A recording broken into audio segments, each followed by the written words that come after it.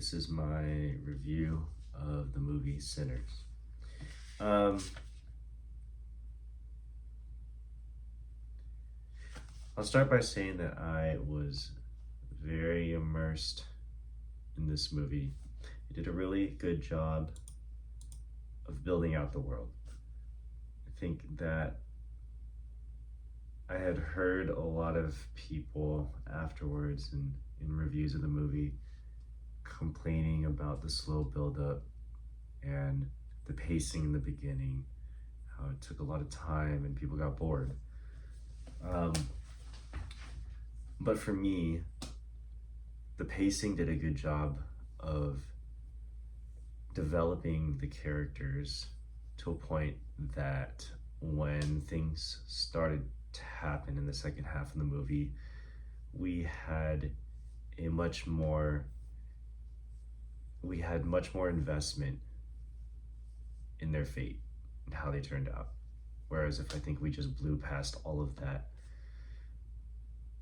that world building and character development in the beginning, excuse me, it wouldn't matter as much to us. Down to the attention to detail in the wardrobe. I remember noticing at the train station when Stack and Sammy were recruiting Delta Slim for the juke joint. There was a lot of blue color scheme, number one, which I think played on the color scheme with the Smokestack twins, Smoke being blue, Stack being red. With Stack, he had a lot of blue background. The roof was blue, I think, at the train station, and I saw a lot of blue outfits in the background, maybe to contrast to Stack's red outfit, I don't know. But then I was looking at the background character wardrobe, just like what they were wearing, and I didn't see a whole lot of redundancy. The costumes looked unique. They looked similar in fashion and era, but it didn't look like copy paste. So I really appreciated the effort that the wardrobe department did into, like, there was storytelling in every component of this movie. There was storytelling in the wardrobe, there was storytelling in the set pieces, there was storytelling in the music, in the dialogue, of course. It didn't feel like any one component of this movie was used to fill in space or used to, we need wardrobe in this scene, so let's just have wardrobe for the sake of having wardrobe. We need VFX in this scene, so let's have VFX for the sake of having VFX. It felt like everything was very intentional.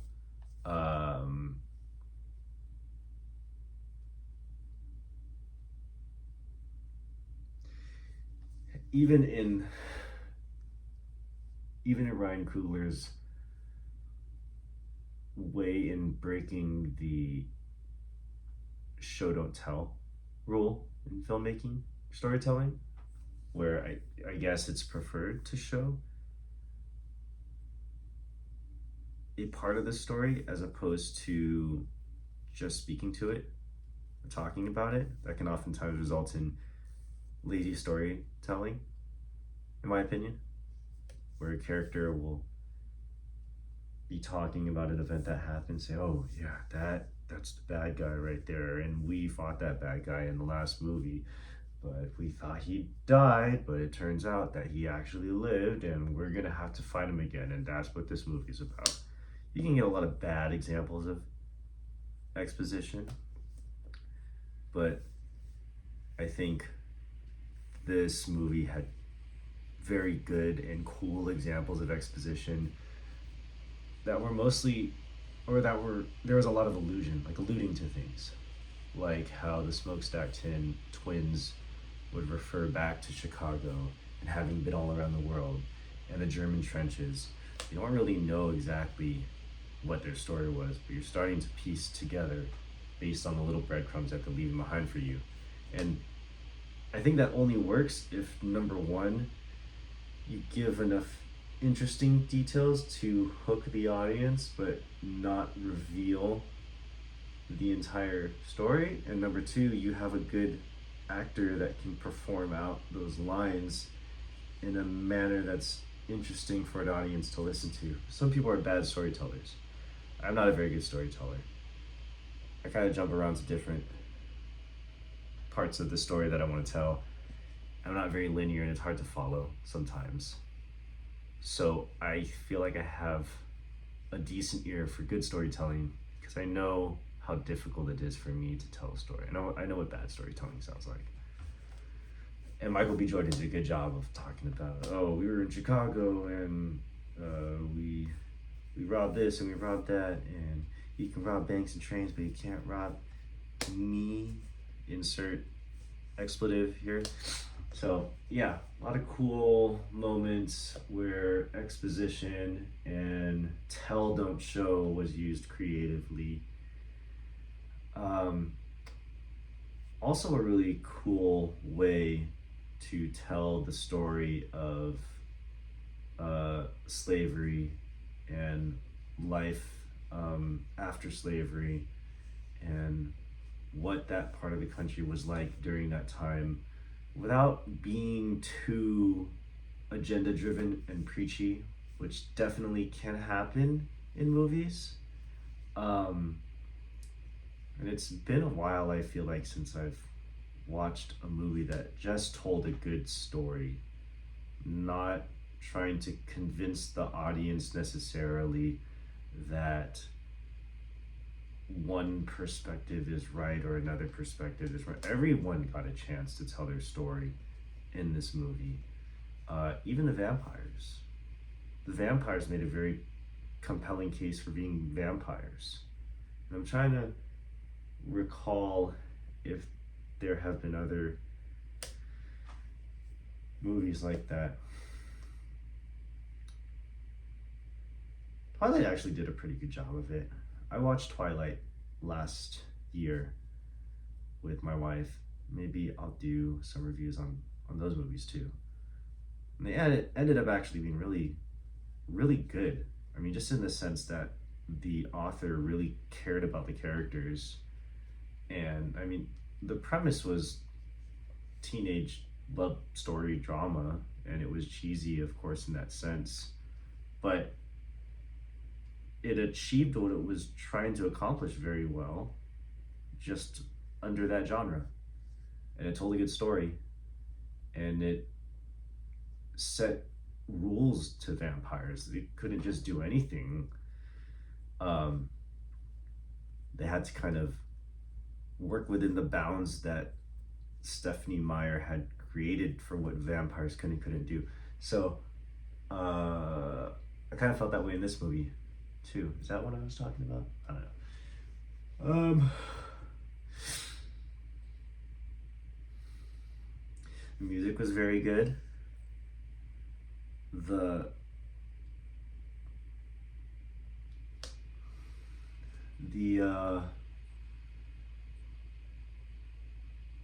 way that music was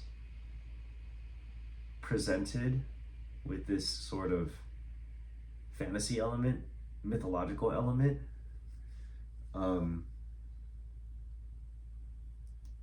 it was really cool. I think that music does have that sort of mythological quality to it, where if you're singing or storytelling or doing some sort of community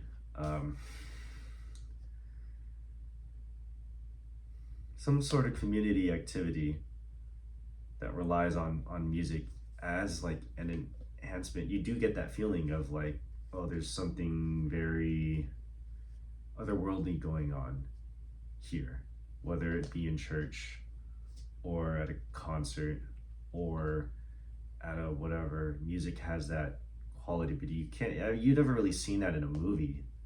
Like, you've never really seen that feeling um, visually imagined in a movie, or at least I haven't, the way that they did it in this movie. In this movie was really cool. The whole idea of how music transcends time, and how the same way that we enjoy music today, they enjoyed it in the past and will enjoy it in the future and are enjoying it now. Um, and how, regardless of whether it's in a club or at a juke joint or in a church or around a campfire circle, everyone connects very viscerally through music.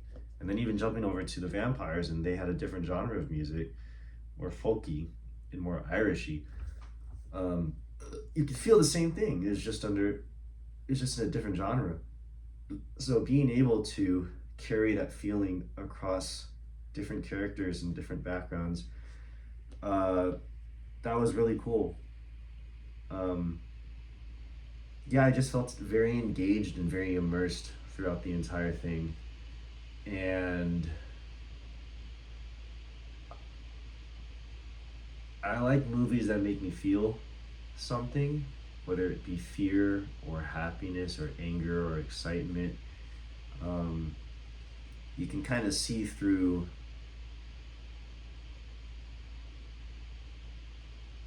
the movie veil if there is an obvious weak link in a movie, whether it be like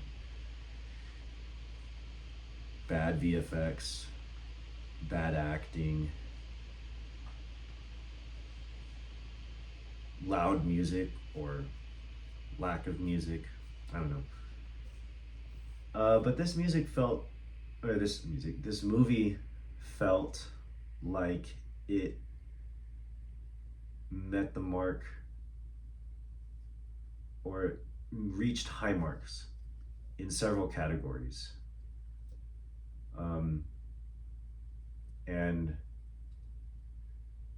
it reached enough high marks and enough high categories to make this feel like a very well-rounded, good movie.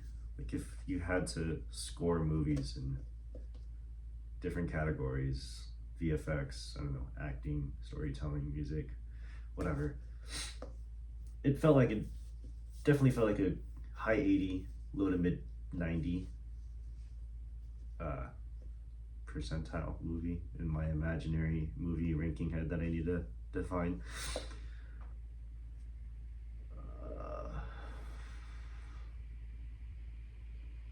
And listening to Ryan Coogler's interviews about this movie afterwards made me love the movie even more, because he comes across as a very authentic, genuine person who's just trying to make a good movie and tell a good story, and not necessarily trying to make a blockbuster or trying to make a hit film, or just trying to tell a good story that translates very well into the film.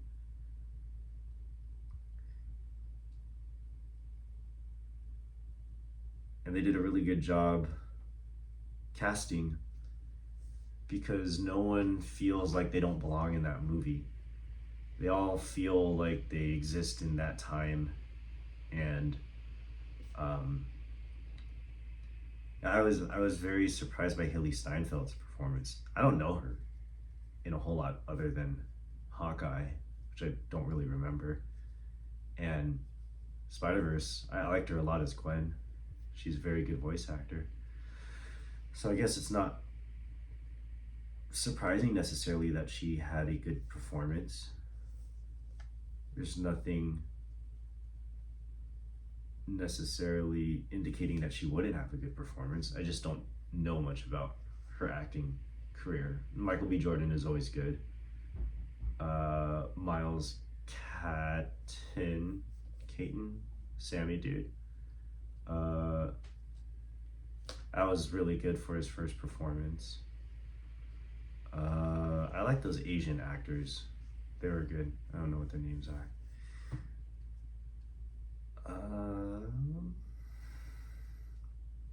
Yeah, it was a good movie. Watched it twice. Um,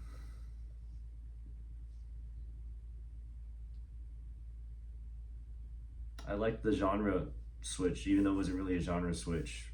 It was a very seamless switch. It didn't feel awkward jumping from 1930s, I think. 1930s America to vampire movie. It was a pretty seamless transition, and it made sense. And it was cool seeing the wrap up. Spoiler, I guess. I don't know. A whole thing spoiler. I'm talking about the movie. The end with musician Buddy Guy seeing that. Yes. Yes. Yeah. I'm just making a video. Okay. I'm almost done.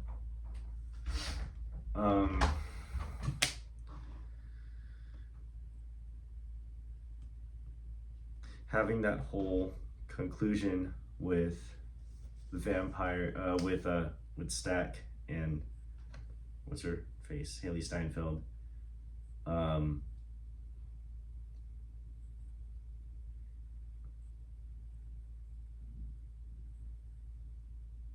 him playing a song about traveling and feeling lost. Like, that's the whole thing where they did a good job telling everyone's story. And there was no real villain in that sense. It's kind of just everyone going through their journey in this movie. I don't know. It was just it was interesting to see them revisit those two and how they're still kind of existing in the world, and reflecting on what happened. Even though for us, we just saw it and it was a crazy horror scene, for them, that was their history, and they've moved on and they've learned to accept what happened and choose their own different paths. Interesting. But anyway, yep, that's my review of Sinner. Good movie. Okay, bye.